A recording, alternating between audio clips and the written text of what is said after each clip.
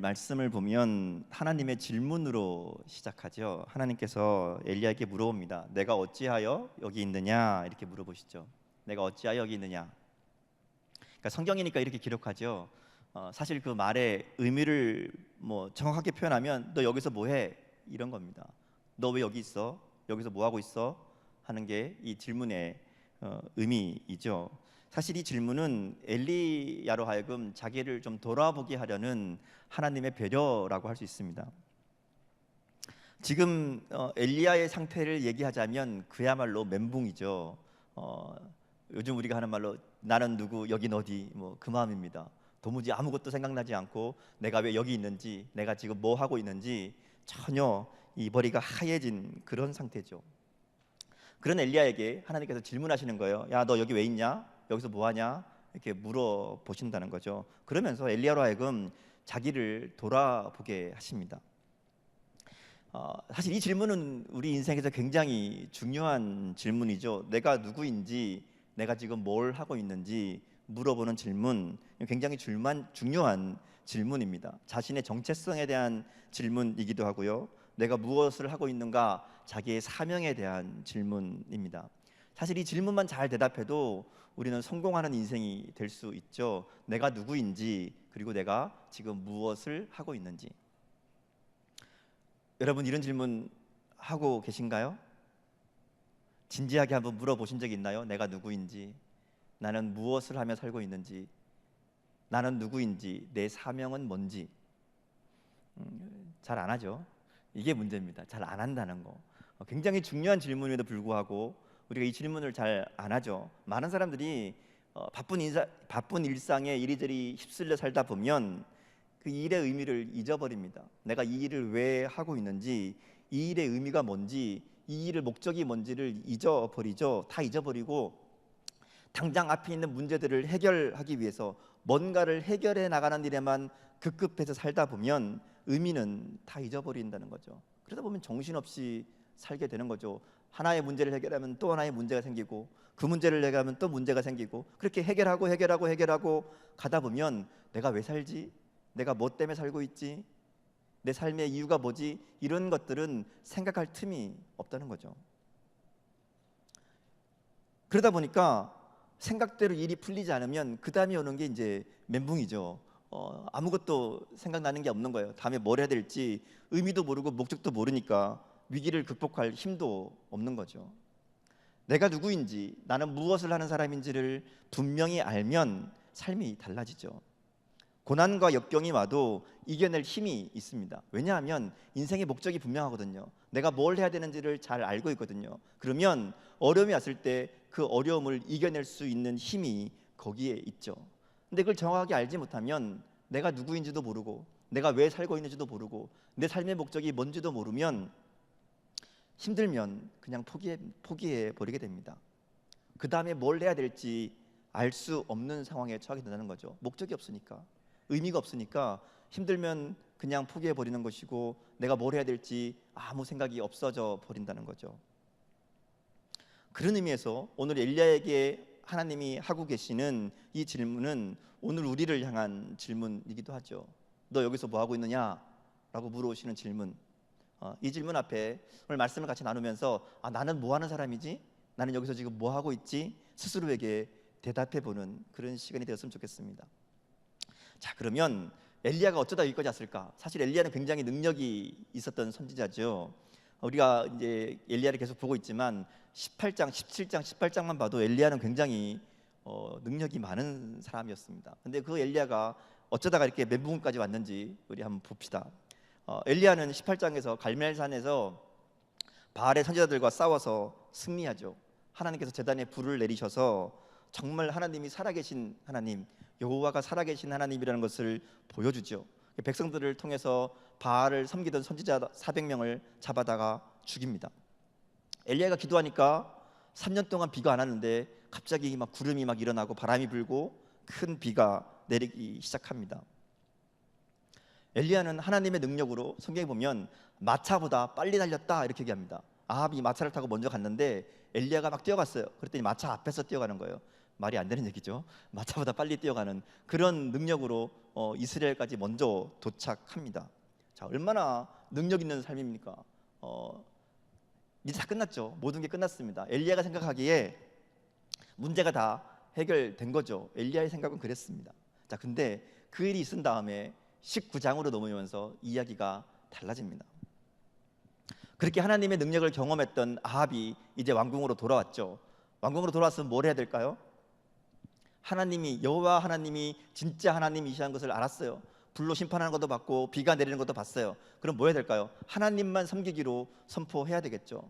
근데 이 아합이 돌아오자마자 한 일이 뭔가 하면 19장 1절에 보면 이세벨을 찾아갑니다. 자기 부인 왕비를 찾아가서 이야기해요. 꼬치꼬치 무슨 일이 있었고 어떤 일이 있었고 글쎄 이런 일이 있었는데 이랬다. 그리고 끝나요. 그런 일이 있었으면 자기가 만난 하나님에 대해서 이야기하고 뭔가 달라져야 되는데 그게 아니라 이세벨에게 상황을 전달하는 것으로 아합이 이야기는 끝납니다. 그랬더니 이세벨이 어떻게 해요? 이세벨이 그 소리를 듣고 엘리야에게 사람을 보내죠. 내가 내일 너를 죽일 거다. 내일까지 네가 살아있으면 내가 나의 신들에게 죽임을 당할 거다. 이렇게 전합니다. 그랬더니 이 소식을 들은 엘리야가 자기의 생명을 위하여 브엘세바로 도망갔다. 이렇게 합니다. 자, 앞장에서 나오던 엘리야와 전혀 다른 모습이죠. 앞장에서 엘리야는 뭐 죽음의 위협을 몰라서 아합과 싸웠겠습니까? 갈멜산에서 싸울 때 자기가 목숨이 위험하다는 걸 몰라서 그랬겠어요? 아니죠. 그럼에도 불구하고 하나님을 의지하고 싸워서 이겼는데 지금 19장의 엘리야는 목숨이 두려워서, 목숨을 잃는 게 두려워서 도망갑니다. 브엘세바로 도망갔다. 이렇게 합니다. 브엘세바는 말하자면 이스라엘의 제일 남쪽 끝이에요. 그러니까 지금 이 엘리야가 있는 곳이 북이스라엘이잖아요. 그러니까 남북으로 나눠진 나라 가운데 북쪽이 있었어요. 근데 남쪽 유다의 제일 끝 브엘세바로 도망갑니다. 그리고 거기서 또 하루 길을 더 도망가서 광야에 가서 이제 드러눕습니다. 그렇게 하나님께 얘기하죠. 하나님 못 해먹겠습니다. 죽여주십시오. 이렇게 얘기합니다. 이야기가 길지만 한마디로 얘기하면 엘리야가 지친 거죠. 말하자면 열심히 하나님이 시키는 대로 다 했는데 하나님 말씀대로 정말 열심히 했는데 그 결과가 별로 없다는 거죠. 그 정도 했으면 아합이 마음을 바꿔먹고 이세벨도 쫓아내고 바알 아세라 신당 다 무너뜨리고 이제부터 우리는 하나님만 섬긴다 이렇게 선언해야 그래야 이게 맞는 상황인 건데 오히려 엘리야를 이세벨이 죽인다고 위협하고 엘리야는 그것 때문에 도망가야 되는 상황에 처해 있다는 거죠. 이세벨이 그렇게 얘기하면 백성들이 아니다, 하나님이 진짜 하나님이다, 우리는 엘리야를 따라야 된다 이렇게 얘기할 줄 알았는데 백성들이 한 사람도 나서지 않습니다. 자기 혼자 남은 거예요. 그러니까 엘리야가 절망한 거죠. 하나님 나밖에 없습니다, 나 혼자입니다 라고 하는 얘기가 그런 얘기죠. 아무리 해도 사람들이 달라지지 않습니다. 아무리 해도 아합이 바뀌지 않습니다. 하나님 내가 그렇게 열심히 했는데 도무지 된 게 뭡니까? 그리고 도망간 거예요. 성경은 이 상황을 어떻게 표현하는가 하면 그가 이 형편을 보고 이렇게 얘기합니다. 그러니까 엘리야가 왜 도망갔는가 하면 상황을 보니까, 형편을 보니까 자기 편이 아무도 없는 거죠. 그래서 도망갑니다. 우리가 가만히 보면요, 이 이전까지의 상황을 보면 엘리야는 늘 하나님의 말씀을 따라 움직인 사람이었어요. 엘리야가 아합을 찾아갈 때도 그랬고요, 그리 시냇가로 갈 때도 하나님이 가라 그래서 갔어요. 사르밧으로 갈 때도 하나님이 가라 그러니까 갔어요. 갈멜산에서 이 대결을 벌이기 전에 아합을 만나러 갈 때도 하나님이 말씀하시니까 그제서야 갔죠. 근데 엘리야가 딱 한 번 하나님의 지시 없이 움직인 적이 있어요. 그게 바로 지금 이 상황. 이세벨이 죽인다 그럴 때, 도망갈 때는 하나님의 지시가 없습니다. 그가 이 형편을 보고 도망간 거죠. 불평과 두려운 마음에 자기 마음대로 도망가죠. 이것이 지금 엘리야가 로뎀나무 아래에 쓰러졌던 이유이죠. 그의 눈에서, 그의 마음에서 하나님이 사라진 거예요. 안 보이는 거예요. 하나님의 역사가 없어진 거죠. 그러니까 두려워서 도망갑니다. 자, 이렇게 도망가는 와중에 하나님께서 엘리야를 로뎀나무 아래에서 회복시켜 주시죠. 먹이시고 재우시고 또 먹이고 재우고 이렇게 해서 말하자면 응급조치한 거예요. 심폐소생술을 한 거죠. 다 죽고 가니까 일단 먹이고 재우고 살려놨습니다. 먹이고 재우고 살린 다음에 어떻게 하는가 하면 호렙산으로 데려가십니다. 40일 동안을 호렙산으로 데리고 갔다 그렇게 말씀하시죠. 그리고 이제 오늘 우리가 읽은 본문이 이어지는 거죠. 본문에 보면 엘리야가 있던 그 자리, 그것을 그곳 구레 이렇게 표현합니다. 그러니까 우리말은 없지만 원래 말을 보면 이 특정한 장소를 지칭하는, 영어로 말하면 정관사가 있는 거예요. 더가 있는 거예요. 그 자리. 그러니까 그 자리로 간 거죠. 이곳은 그냥 일반적인 곳이 아니라 특정한 자리라는 거죠. 호렙산이 어디죠? 호렙산 하면 떠오르는 사람이 누구예요? 모세가 하나님을 만났던 곳이 호렙산이죠. 모세가 하나님을 만나서 이스라엘 백성들을 애굽에서 이끌어내라 라는 사명을 받았던 데가 호렙산이고요.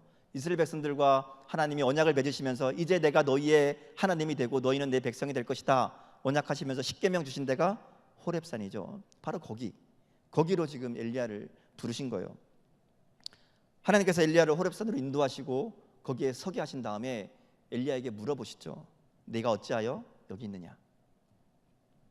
하나님 몰라서 물으시는 게 아니죠. 지금 이 상황을 하나님 모르시는 게 아니잖아요. 왜 여기까지 왔는지, 지금 엘리야의 상황이 어떤지 하나님이 몰라서 물으시는 게 아닙니다. 하나님은 우리들을 찾아오실 때 이렇게 질문으로 시작하실 때가 참 많이 있죠. 에덴 동산에서 선악과 먹고 숨어 있을 때 하나님이 아담에게 찾아오셔서 어떻게 하죠? 아담아, 네가 어디 있느냐? 이렇게 물어보시죠. 동생을 죽인 가인에게 하나님 찾아오셔서 물어보시죠. 어떻게 물어봐요? 야, 네 동생 어디 있냐? 이렇게 물어보시죠. 니느웨의 회개 앞에서 불평하고 원망하고 있던 요나에게 하나님 뭐라고 물어보시죠? 네가 지금 화내는 게 합당하냐? 이렇게 물어보시잖아요. 예수님도 비슷하셨죠. 예수님을 3번이나 부인했던 베드로에게 찾아오신 다음에 뭐라고 물어보세요? 네가 나를 사랑하느냐? 이렇게 물어보시잖아요. 그러니까 오늘 엘리야를 향한 질문도 마찬가지예요. 물어보는 이유는 지금 이 엘리야로 하여금 하나님을 생각하고 하나님과 이야기를 시작하기 위해서 던지시는 질문이라는 거죠. 그러니까 이 질문에 엘리야가 대답합니다. 10절 말씀이죠. 우리 같이 한번 읽어볼까요? 10절 말씀 같이 한 목소리 읽겠습니다. 시작. 그가 대답하되 내가 만군의 하나님께 열심히 유별하오니 이는 이스라엘 자손이 주의 언약을 버리고 주의 제단을 헐며 칼로 주의 선지자들을 죽였음이며 오직 나만 남았거늘 그들이 내 생명을 찾아 빼앗으려 하나이다. 아멘. 엘리야는 지금 이 상황이 도무지 이해가 되지 않는 거죠. 로뎀나 마을에서 죽여달라고 얘기했을 때도, 또 지금 네가 어찌하여 여기 있느냐라고 물으시는 하나님 질문 앞에도 이 엘리야는 이해가 안 되는 거예요. 불평과 원망이 가득한 겁니다. 내가 하나님 여호와께 내 열심히 그렇게 유별했는데, 내가 누구보다 열심히 하나님의 일을 감당했는데, 내가 그 누구도 비교할 수 없을 정도로 하나님께 열심히 순종했는데, 근데 하나님 왜 이렇죠? 왜 결과가 없죠? 그게 지금 엘리야의 대답인 거죠. 그래서 하나님께서 엘리야를 여호와 앞에 세우십니다. 성경에 보면 정확하게 이렇게 얘기하죠. 여호와 앞에서 산에 서라 이렇게 표현합니다. 여호와 앞에서 산에 서라. 근데 여호와 앞에 선다라는 이 표현은 하나님께서 예언자들을 임명할 때 쓰시는 표현이에요. 그러니까 말하자면 여호와 앞에 서서 섬기는 사람이 예언자이잖아요. 그러니까 엘리야를 다시 부르시는 거예요. 엘리야를 지금 다시 예언자로, 하나님의 사람으로 다시 부르시는, 다시 소명을 주시는 그런 이 자리라는 거죠. 여호와 앞에 섰다라는 말이 그런 의미입니다. 그러니까 엘리야가 무엇을 해야 하는 사람인지를 다시 한번 깨우쳐 주시는 거죠. 그리고서 이어서 이제 바람이 불고 지진이 일어나고 불이 막 지나가는 이 신기한 자연 현상이 막 일어납니다. 사실 이 현상들은 하나님이 임재하실 때 나타나는 현상들이죠. 구약에 보면 하나님이 임재하실 때 막 바람이 불기도 하고 지진이 일어나기도 하고 불이 임하기도 합니다. 근데 성경은 이 사건들을 기록하면서 아주 특이하게 그런 현상들이 있었는데 하나님은 거기 계시지 않았다 이렇게 반복해서 얘기하죠. 바람이 불었는데 하나님이 안 계셨다. 지진이 일어났는데 하나님이 계시지 않았다. 불이 있었는데 하나님이 거기도 계시지 않았다. 도대체 이게 무슨 얘기일까요? 왜 이런 이야기가 있을까? 하나님께서 자기의 능력을 보여주시기 위해서라면, 내가 이렇게 능력 있는 존재야 라고 보여주시기 위했다면 강한 바람 불었을 때 하나님 거기서 계시고요, 지진이 일어났을 때 하나님 거기 계시고, 불이 내렸을 때 거기 계시면 이해가 되는 거죠. 근데 성경은 그렇지 않았다. 그것도 3번이나 반복해서 이 이야기를 반복하고 있습니다. 제가 말씀을 읽으면서 굉장히 제가 고민했어요. 이게 무슨 의미일까? 왜 이런 일들을 하나님이 굳이 엘리야에게 보여주셨을까? 근데 가만히 생각해 보면 이런 현상들이 사실은 엘리야에게는 굉장히 익숙한 일입니다. 그죠? 하나님께서 갈멜산에서 엘리야가 기도할 때 응답하신 게 뭐였어요? 불이었어요. 그러니까 엘리야는 불 그러면 하나님의 이 임재, 하나님의 능력, 이게 단번에 떠오르는 일이죠.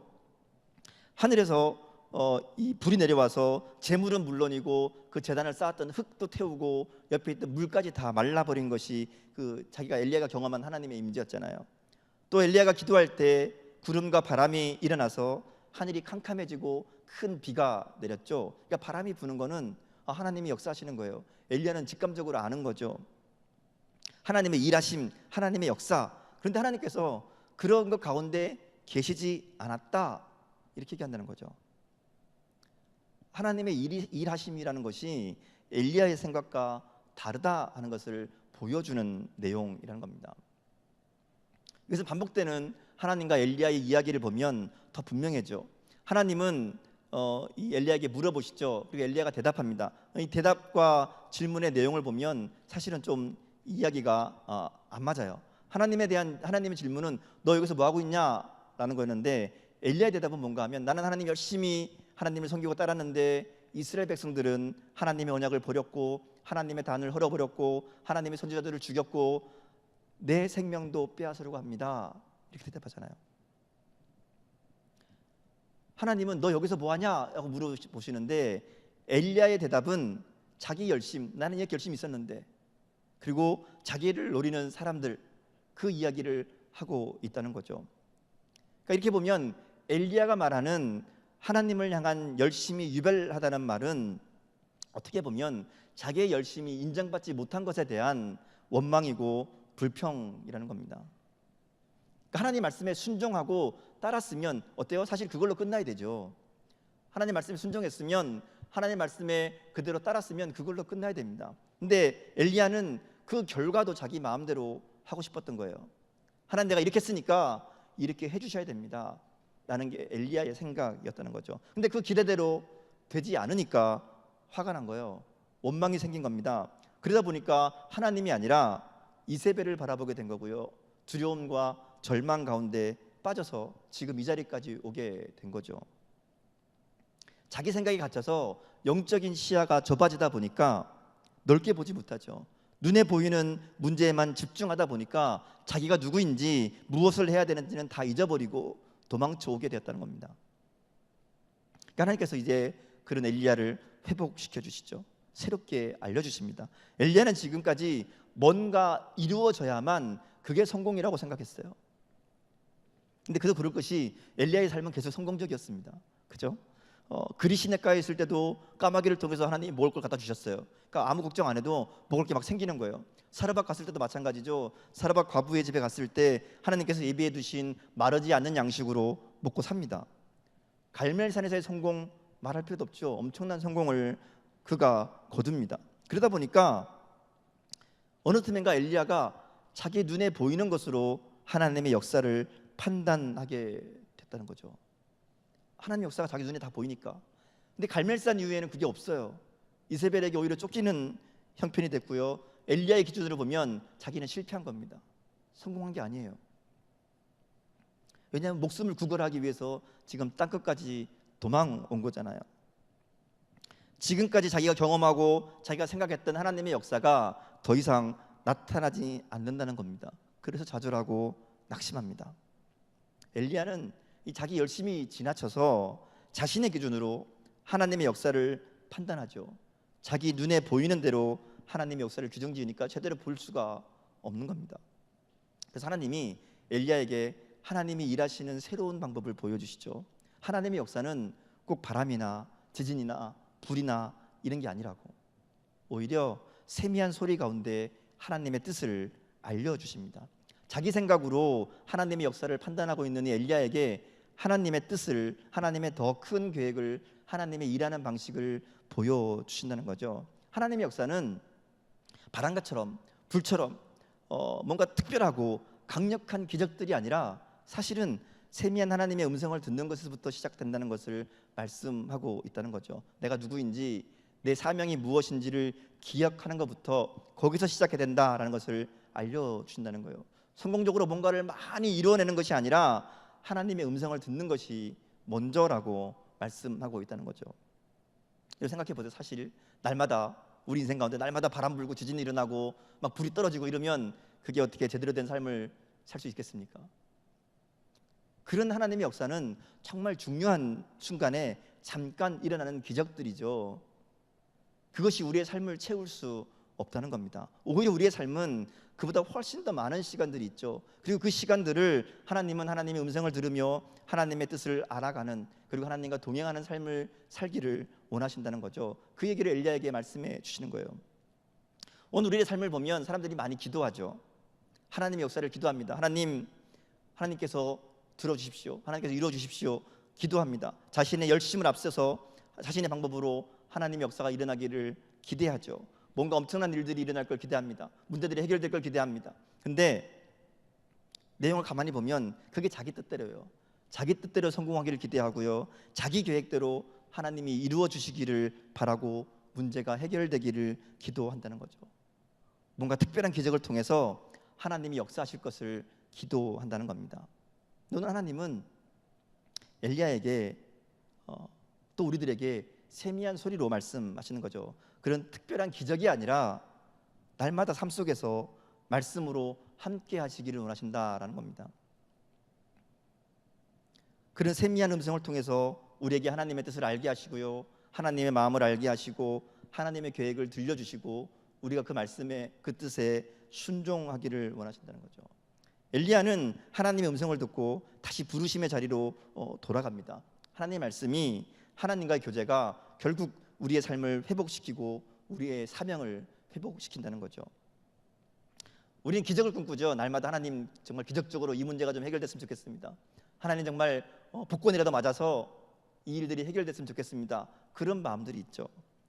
근데 하나님은 우리들에게 그것이 하나님이 일하는 방식이 아니라고 얘기합니다. 어떤 의미에서 보면 사실 우리의 날마다의 삶이 기적이라고 할 수 있죠. 여러분 한번 생각해 보세요. 하나님께서 매일 매 순간 우리들에게 말씀하시잖아요. 우리들을 찾아오셔서 하나님의 마음을 들려주시고 내가 누구인지, 내가 무엇을 해야 되는지, 나에게 원하는 것이 무엇인지 깨닫게 하십니다.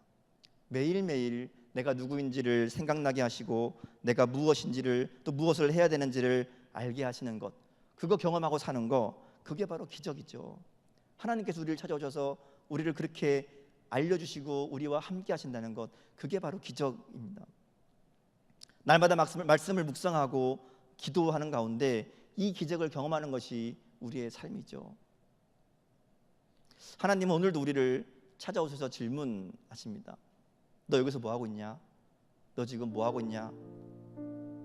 지금 있는 네 그 자리가 하나님이 부르신 그 자리가 맞는지, 혹시 엘리야처럼 현실의 문제 앞에 두려워서 사명을 버리고 멀리 도망쳐온 건 아닌지, 아니 도망치려고 마음먹고 있는 건 아닌지, 지금 여러분이 하고 있는 일들이 하나님이 정말 원하시는 일이 맞는 건지, 혹시 엘리야처럼 사명은 잊어버리고 하나님이 원하시는 건 따로 있는데 내 욕심에 내가 하고 싶은 일만 하고 그게 또 내 마음대로 되지 않는다고 불평하고 원망하고 다른 사람만, 상황만 탓하고 있는 건 아닌지,